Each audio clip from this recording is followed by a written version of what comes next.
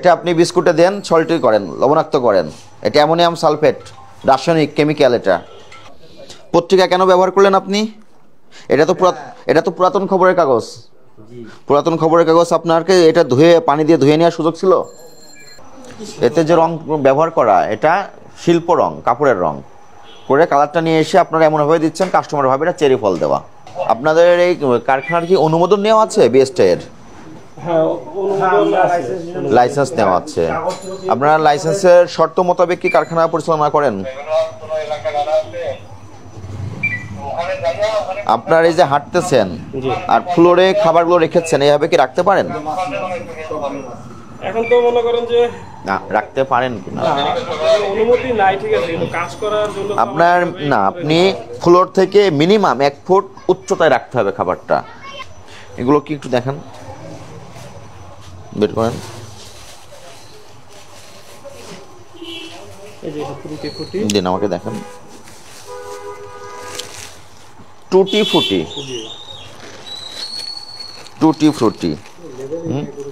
এটার কোনো লেবেল নাই, কোথা থেকে কিনেছেন, কতদিনে ভালো থাকবে, কিন্তু এটা আপনারা চেরি ফল বলে পাউরুটির উপরে দিয়ে দিচ্ছেন। চেরি ফল আগে ছিল, এখন ওইটা আমরা ব্যবহার করি না, এখন টুটি ফুটি ব্যবহার করি। আগে চেরি ফল ছিল যে এটা কি নিরাপদ? সেটা আসলে আমার অভিজ্ঞতা। আপনারা না জেনে কেন ব্যবহার করেন তাহলে? এতে যে রং ব্যবহার করা, এটা শিল্প রং, কাপড়ের রং করে কালারটা নিয়ে এসে আপনারা এমনভাবে দিচ্ছেন কাস্টমার ভাবে এটা চেরি ফল দেওয়া।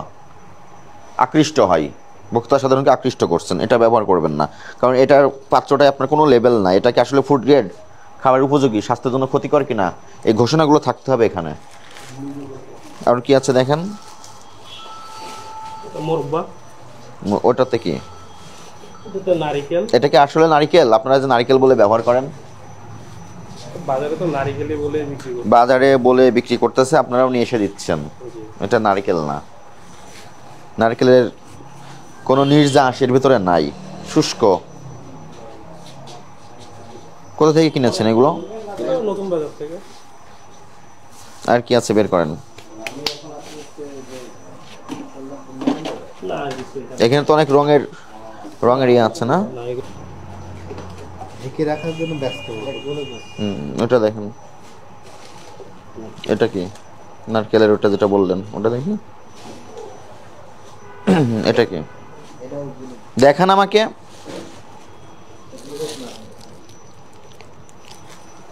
এটা কি গ্লুকোজ? তা আপনি গ্লুকোজ বলে সাইডে লুকাচ্ছিলেন কেন? এটা কি গ্লুকোজ? না না, আপনি গ্লুকোজ বলে সাইডে কেন লুকানোর টেন্ডেন্সি দেখা গেল আপনার ভিতরে?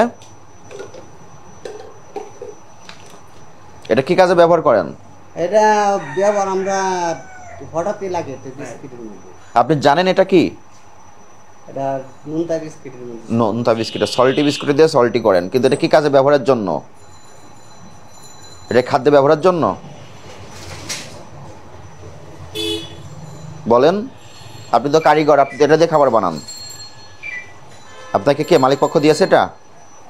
মালিক পক্ষ তো দেয় না, এটা আমরা কি সফটওয়্যার জন্য ভালোর জন্য। নাম কি এটা বলুন তো, আপনি আনসার তো। নাম কি এটা? এটা কি নামে চিনেন আপনারা? শালটু। শালটু নামে চিনেন? এই শালটু নামটা শুনতেই তো কেমন একটা বিব্রতকর একটা শব্দ। এটা আপনি বিস্কুটে দেন, সল্টি করেন, লবণাক্ত করেন। এটা অ্যামোনিয়াম সালফেট, রাসায়নিক কেমিক্যাল। এটা খাদ্যের সঙ্গে মিশালে ওই খাবার খাওয়ার পরে মানুষের কিডনি বিকল হয়ে যায়। এটা কি আপনি জানেন? জানার পরে কেন দেন? কত বছর ধরে আপনি কারখানায় কাজ করেন? কারখানায় কাজ করে তো বেশি। কি পরিমাণ দিয়েছেন? 6 কেজি ময়দার মধ্যে 30 গ্রাম। 6 কেজি ময়দায় 30 গ্রাম আপনাদের ভাষায় শালটু অ্যামোনিয়াম সালফেট দিয়েছেন। 6 কেজি ময়দায় 30 গ্রাম দিয়েছেন। এটা কোন মেজারমেন্টের ভিত্তিতে দিয়েছেন? ল্যাবরেটরি আছে আপনার? ল্যাবরেটরিতে পরীক্ষা নিরীক্ষা বাদাই আপনি অনুমান করে 30 গ্রাম মিক্সার করে দিলেন কেন? এটা অনুমান মতো দিলাম। অনুমানটা আপনি কিসের ভিত্তিতে পেয়েছেন? কোনো আইন বলে পেয়েছেন? আপনার ট্রেনিং আছে কোথাও? না, আগে আপনার কারিগরি জ্ঞান আছে, সার্টিফিকেট আছে? এইভাবে সেগুলো তো সবই অবৈধভাবে করে এসেছেন।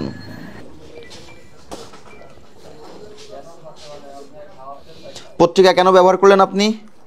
এটা তো পুরাতন খবরের কাগজ। জি পুরাতন খবরের কাগজ আপনাকে এটা পানি দিয়ে ধুয়ে নেওয়ার সুযোগ ছিল না। এটা প্রথমে একজন কিনেছেন, উনি পত্রিকাটা পড়েছেন, তারপরে খুচরা দোকানে বিক্রি করেছেন, সেখান থেকে কয়েকটা হাত ঘুরে আপনার এখানে এসেছে, আপনি সেটা কেটে কেকের নিচে বসিয়ে দিলেন। এটা কি ঠিক হলো? হুম, এটা আপনার ফুড গ্রেড কাগজ দিতে হবে নিচে, আপনি কেন পত্রিকা দিয়েছেন?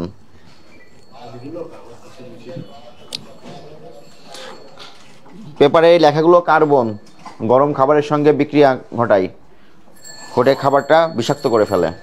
আর কোনটা দিয়েছেন নিয়ে আসেন, দেখেন প্রত্যেকটা, দেখেন, আপনি নিজে দেখেন একটু, নিজে প্রত্যেকটাই পত্রিকা ব্যবহার।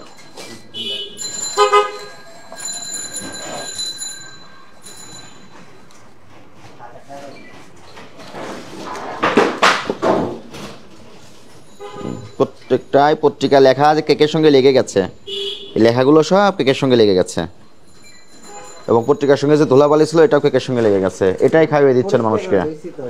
কি দিয়ে পরিষ্কার করেছেন? ন্যাকড়া দিয়ে পরিষ্কার করেছেন। কোন ন্যাকড়া দিয়ে দেখি? ন্যাকড়াটা ফেলে দিয়েছে। ন্যাকড়াটা কি পরিষ্কার ছিল? ন্যাকড়া ধুয়ে পত্রিকা পরিষ্কার করে নিচে দিয়েছেন। এখানে তো দিতে হয় ফুড গ্রেড কাগজ, সাদা কাগজ কিনতে পাওয়া যায়, আপনি জানেন, জানা আছে আপনার। সেটা ব্যবহার না করে আপনি কেন এটা ব্যবহার করলেন? আরো আছে না, নিয়ে আসেন। প্রত্যেকটাই দেওয়া।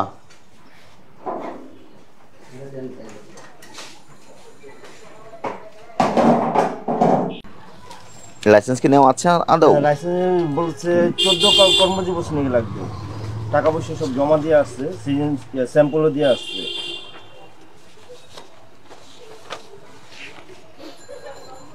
Bake station and food products, Abdul Gani road, civil সার্জনের।